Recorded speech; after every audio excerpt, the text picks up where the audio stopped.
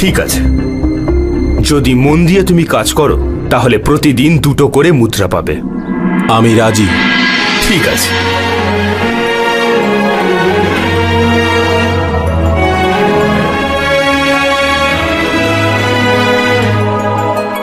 কোনো ব্যক্তিকে কাজে রাখার আগে তার থেকে এটা জানা কি জরুরি নয় যে তিনি কে, কোথা থেকে এসেছেন? ওনার কাজের প্রয়োজন কেন? শোনো, কে তুমি আর এখানেই বা কাজ করতে চাইছো কেন? কারণ আমার স্ত্রী এবং সন্তানকে খেতে দিতে হবে। আমার পরিচয় আমি রাজা হরিশ্চন্দ্র।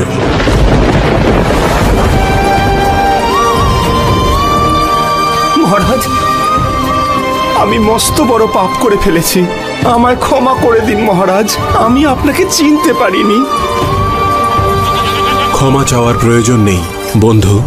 রাজাকেও জীবনযাপনের জন্য কাজ তো করতেই হয়, তাই না? কিন্তু মহারাজ, আপনার কাজ করার কি প্রয়োজন আছে?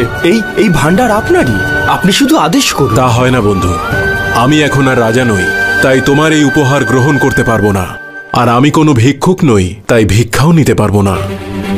আমি শুধু চাই তুমি আমাকে তোমার এখানে একটা কাজ দাও, যে বেতন তুমি সকলকে দাও, ব্যাস সেটুকু আমাকেও দিও। না মহারাজ, আপনি এখান থেকে যা চান নিয়ে যেতে পারেন, কিন্তু আমি আমার রাজাকে আমার এখানে সেবক হিসেবে রেখে পাপ করতে পারবো না মহারাজ।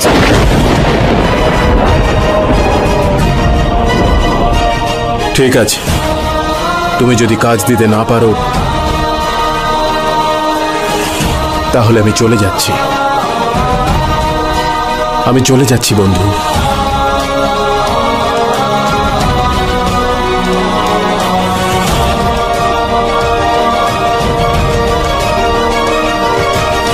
ধৈর্য ধরো তারামতি, এখানে না হলেও পরে কোনো একটা কাজ অবশ্যই পেয়ে যাব। যতবার পারো চেষ্টা করে দেখতে পারো রাজন। কেউ একজন রাজাকে নিজের সেবক হিসেবে রাখবেন না যতক্ষণ না আপনি এটা স্বীকার করছেন যে আপনি একজন সাধারণ মানুষ। ততক্ষণ আপনি কোথাও কাজ পাবেন না। তাই নিজেকে রাজা বলা বন্ধ করুন, তবেই এগিয়ে যাওয়ার রাস্তা খুঁজে পাবেন। আমি প্রতিজ্ঞা করেছিলাম যে আমি সর্বদা সত্য বলবো। এটাই তো সত্য যে এখন আপনি শুধু হরিশ্চন্দ্র। রাজ্য তো রাজর্ষি বিশ্বামিত্রের হয়ে গেছে। কখনো না কখনো আপনাকে এই সত্যটা স্বীকার করতে হবে রাজন। যতক্ষণ না সত্য বলবেন, কাজও পাবেন না।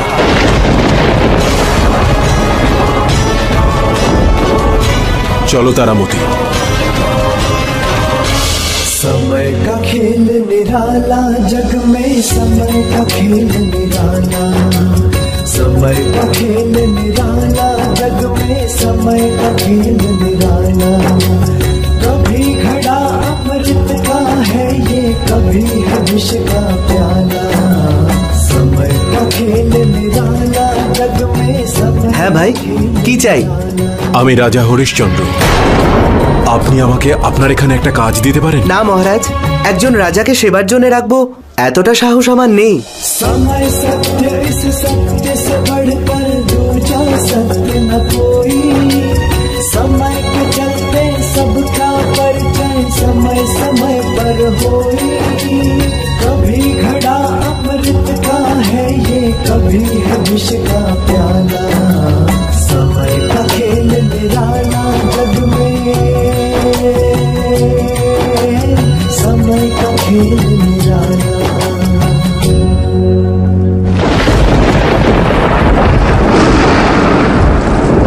আপনি তো অনেক প্রয়াস করলেন রাজন। এবার তো মেনে নিন যে এখন আর আপনি রাজা নন। আপনি একজন পিতা, একজন স্বামীও। এখন আপনার মনে একজন রাজা হওয়ার অহংকার নয়, সেই প্রশ্ন ওঠা উচিত যা পরিবারের কর্তার মধ্যে থাকে, যে তিনি কিভাবে তার পরিবারের ভরণ পোষণ করবেন। রাজা সর্বদা রাজাই থাকে। সে সে জন্মগ্রহণও করে রাজা রূপে আর সংসার পরিত্যাগও করে রাজা রূপেই।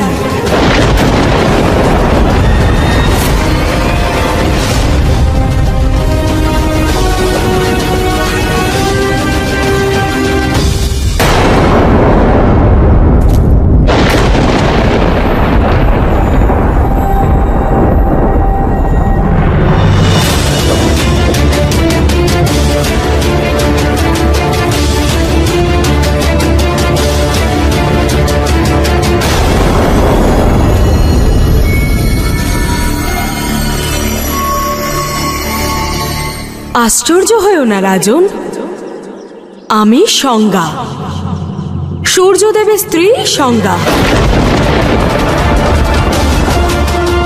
আর এখানে এক সূর্যবংশীয় রাজাকে সাহায্য করার জন্য এসেছি। প্রণাম দেবী। দেবী, আপনি নিশ্চয়ই আপনার পুত্র শনিকে নিতে এসেছেন। শনি আমার পুত্র নয়, ও আমার ছায়া থেকে সৃষ্ট হয়েছে। ওর জন্মদাত্রী আমার সাথে ছলনা করেছে, আর সেই ছলনার জন্যই ওর জন্ম হয়েছে। ভাবো তারামতি, সূর্যদেব আর আমার পুত্র কি এত খারাপ দেখতে হতে পারে?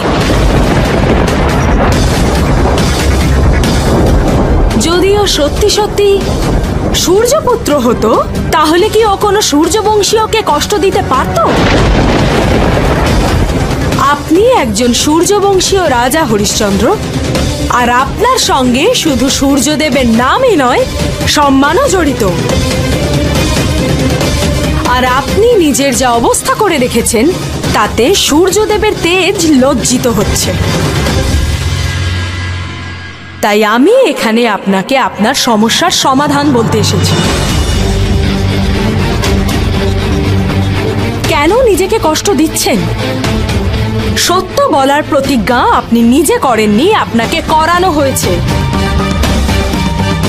শনি আপনাকে পরিস্থিতির ফাঁদে ফেলে আপনাকে দিয়ে শপথ করিয়েছে।